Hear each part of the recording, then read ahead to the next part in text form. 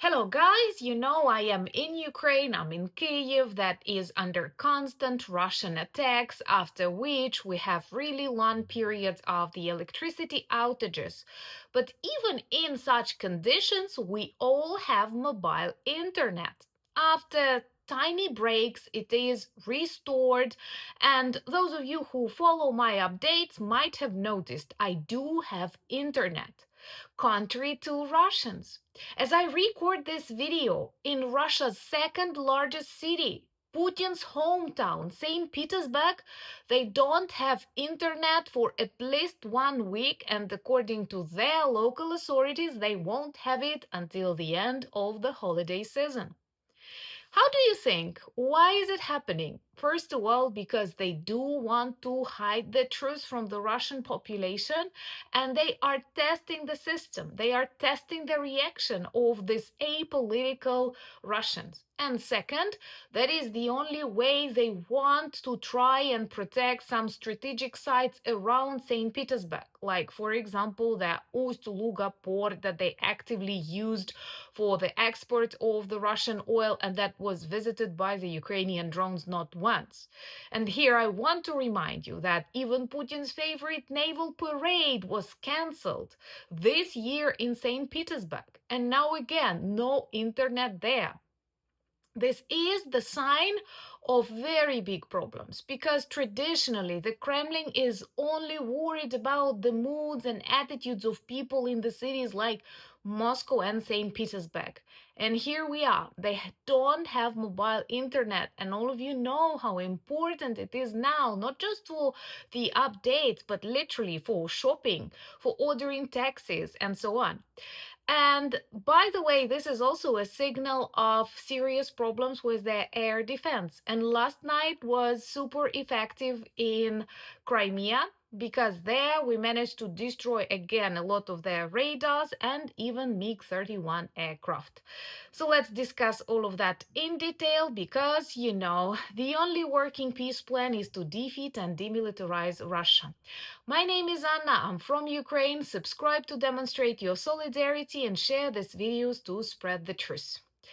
I have reported on this channel that for a very long period of time, regions like Buryatia, regions like Belgorod, Rostov, these are active war zones, and also Krasnoyarsk experienced serious outages, if it's possible to say so, of the mobile internet and even this fiber optics internet, like the traditional one. This happened also on the Far East, and many inside Russia began questioning, why is it happening? Okay, on the front lines, that's the way to try and protect some sites from drones, because there are some kinds of drones that may use mobile SIM cards, but that is not the most popular technology, and you know how dynamic this war. And another reminder, NATO needs Ukraine just as Ukraine needs NATO. But anyway, now what we observe in St. Petersburg is a very, very, very strong signal. Because, first of all, that's Putin's native town. He constantly protected it.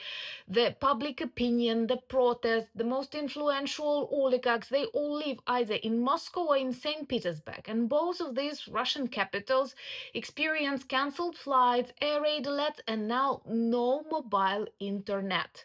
And you use it when shopping, when ordering things, food, when trying to, I don't know, read the marks of your children at school, or get a taxi. And there are million other reasons why you may need it.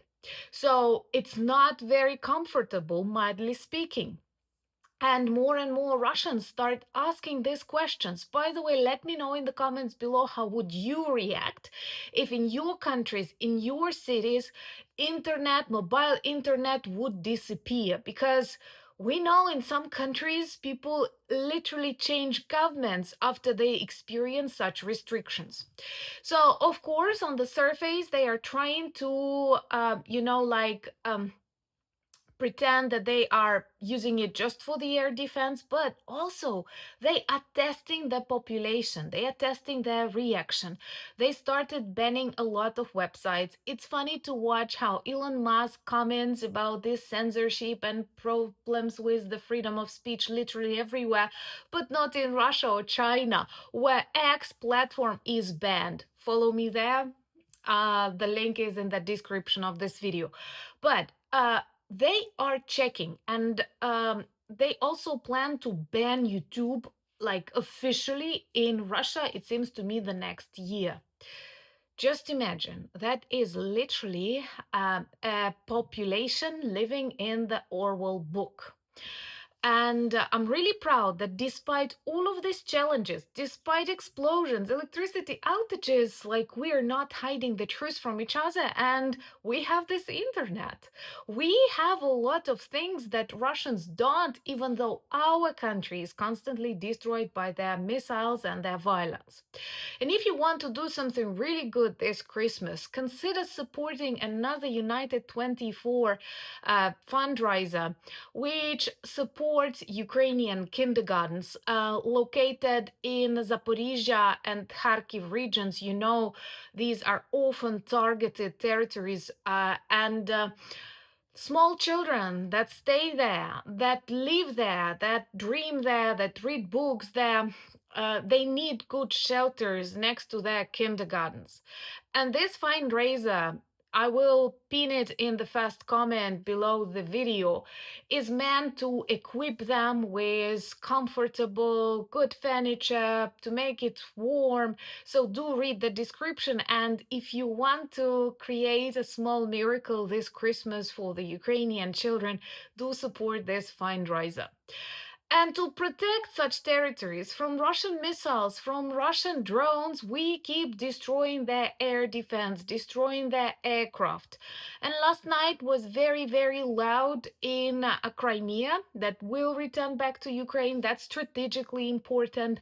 And now Europe understands that they will need strong Ukraine to stand on the border with Russia, or maybe Moscovia after the collapse of the Russian Federation, because there are lots of beautiful nations that will become independent. They think about that, they develop roadmaps, which we discuss with Rajana Dugarde Ponte in this interview that I connect here too. But last night it was loud in Belbek, that is a military air base in Crimea, and there we destroyed a lot of radars, radio location systems, that parts of Nebo, and there are different numbers, I'm not really good at that, and even one MiG-31 aircraft that was fully equipped with various evil things. So together, I guess Russia lost like $250 million during just one night. $250 million were erased with inexpensive Ukrainian drones. And here is another reminder why NATO needs Ukraine.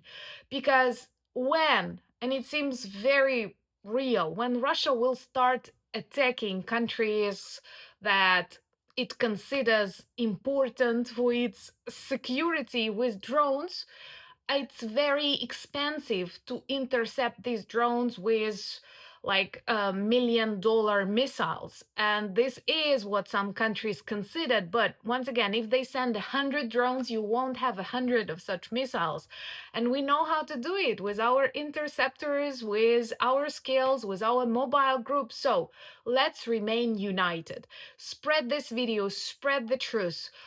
Let's make all the decisions based on this real knowledge that, for example, me, a person in Ukraine, from Ukraine, shares with you, and I'm forever grateful for our community here and on Anna Danilchuk channel, that I also recommend you as another platform for sharing our thoughts and important experiences. Follow me on Instagram, X, Blue Sky, Threads, Discord. The link's in the description, same as the link to our merch shop with lots of really good and meaningful presents.